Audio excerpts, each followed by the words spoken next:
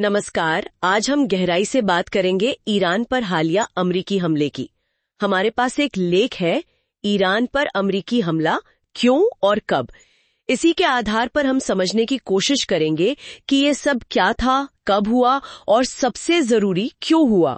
बिल्कुल, और ये समझना जरूरी है कि ये कोई अकेली अचानक हुई घटना नहीं है। ये असल में अमेरिका और ईरान के बीच जो दशकों से तनाव चला आ रहा है, उसकी एक आप कह सकते हैं परिणति है। खासकर हाल के घटनाक्रम, जैसे ईरान का परमाणु कार्यक्रम और इजराइल के साथ जो चल रहा है, उसके संदर्भ में। तो चलिए पहले घटना पर ही आते हैं, क्या और कब हुआ। ये हमला हुआ 22 जून 2025 को। सुबह सुबह का वक्त था, करीब 2:10 से 2:30 बजे के बीच ईरानी समय के हिसाब से। ऑपरेशन का नाम भी दिया गया था, ऑपरेशन मिडनाइट हैमर। जी हाँ, और निशाने पर थीं ईरान की 3 मुख्य परमाणु साइट्स, फोर्डो, नतांज और इस्फहान। और इसे अंजाम दिया अमेरिकी एयरफोर्स और नेवी ने मिलकर। इसमें B-2 स्पिरिट स्टील्थ बॉम्बर का जिक्र है। ये मतलब खास इसलिए है क्योंकि ये रडार की पकड़ में आसानी से नहीं आते। हाँ, स्टिल्थ हैं। और इन पर लगे थे GBU-57 AMOP बम, जिन्हें बंकर बस्टर कहते हैं। साथ ही समंदर से अमेरिकी नेवी के जहाजों से टॉमाहॉक मिसाइलें भी दागी गईं। और ये जो GBU-57 बम हैं, ये बंकर बस्टर जो कहलाते हैं, ये कोई मामूली हथियार नहीं। इनका इस्तेमाल अपने आप में ये दिखाता है कि अमेरिका को ये अंदाजा था, या कहिए खुफिया जानकारी थी, कि फोर्डो जैसी जगहें जमीन के बहुत नीचे बहुत मजबूती से बनाई गई हैं। उनको भेदने के लिए इसी तरह के हथियार चाहिए थे। राष्ट्रपति ट्रंप का जो बयान आया, उसमें कहा गया कि मकसद ईरान की परमाणु सुविधाओं का विनाश था, और दावा ये किया गया कि या तो पूरी तरह नष्ट हो गई या फिर उन्हें बहुत ज्यादा नुकसान पहुंचा है। हालांकि रक्षा सचिव पीट हेग्सेथ ने ये साफ जरूर किया कि उनका इरादा ईरान में शासन बदलना नहीं था। ये सब हुआ कब?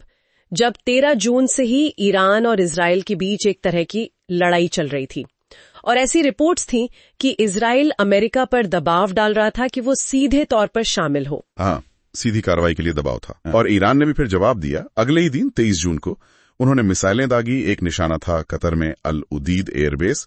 ये अमेरिका का मिडिल ईस्ट में सबसे बड़ा बेस है। अच्छा, वहां नुकसान हुआ कुछ? देखिए, कतर का तो कहना है कि हमला रोक दिया गया, कोई नुकसान या हताहत नहीं हुआ। कुछ रिपोर्ट्स ये भी कहती हैं कि ईरान ने शायद हमले से ठीक पहले एक तरह की वार्निंग दी थी, ताकि अमेरिकी जानें ना जाएं। अच्छा, ये दिलचस्प है। और कहाँ निशाना साधा? इराक में एक अमेरिकी बेस पर, सीरिया के हसाका प्रांत में भी एक अमेरिकी ठिकाने पर हमला हुआ।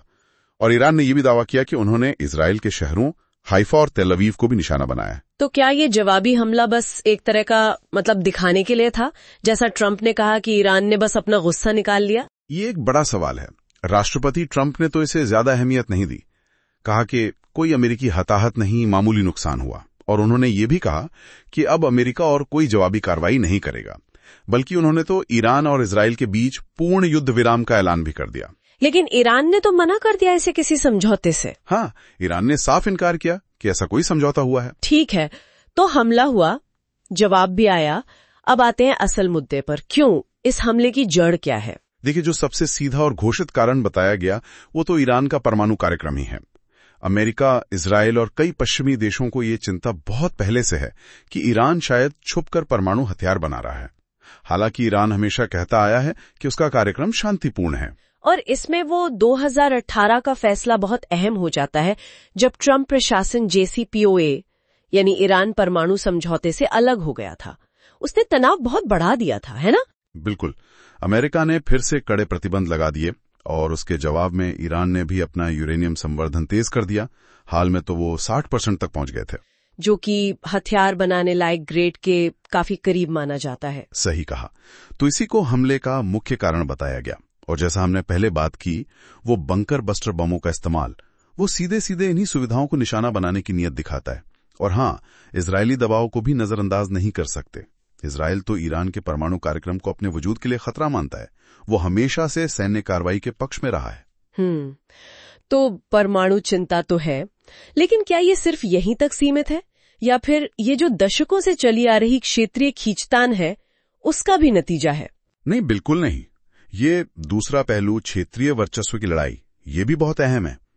1979 की ईरानी क्रांति के बाद से ही ईरान अमेरिका का एक बड़ा, आप कह सकते हैं, विरोधी बन गया उस क्षेत्र में। अमेरिका ईरान पर आरोप लगाता है कि वो प्रॉक्सी गुटों को सपोर्ट करता है, जैसे लेबनान में हिजबुल्लाह, यमन में हूती विद्रोही वगैरह।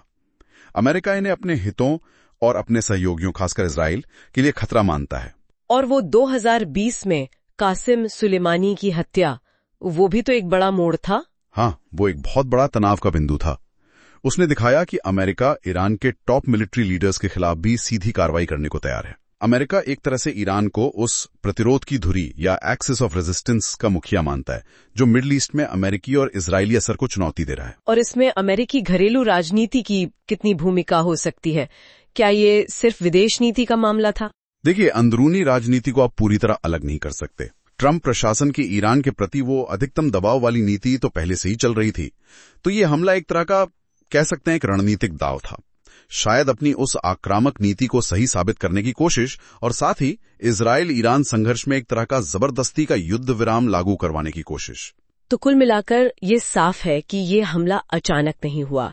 ये सालों का अविश्वास, परमाणु कार्यक्रम पर गहरी चिंताएं, क्षेत्र में ताकत दिखाने की होड़ और राजनीतिक गुड़ाभाग, इन सब का मिला जुला नतीजा है। बिल्कुल। जो स्रोत हम देख रहे हैं वो यही बताते हैं कि कैसे इतिहास की कड़ियां जुड़ी हुई हैं। 1953 का तख्ता पलट, फिर 79 की क्रांति, फिर वो JCPOA समझौता, फिर अमेरिका का उससे हटना, इन सब ने मिलकर आज की जमीन तैयार की है। ये हमला उसी लंबी और उलझी हुई कहानी का एक और अध्याय है। और यहाँ हम एक सवाल श्रोताओं के सोचने के लिए छोड़ सकते हैं। जैसा कि ये स्रोत बता रहे हैं, ये जो सैन्य हमलों और फिर जवाबी हमलों का एक चक्र सा बन गया है, क्या इस तरह के कदम वाकई में उस क्षेत्र में स्थिरता लाने या परमाणु हथियारों के फैलाव के रोकने जैसे लंबे लक्ष्यों को हासिल करने में असरदार हो सकते हैं? या फिर ये सिर्फ तनाव के एक ऐसे दुष्चक्र को और बढ़ावा देते हैं जिसका कोई अंत नजर नहीं आता? ये सोचने वाली बात है।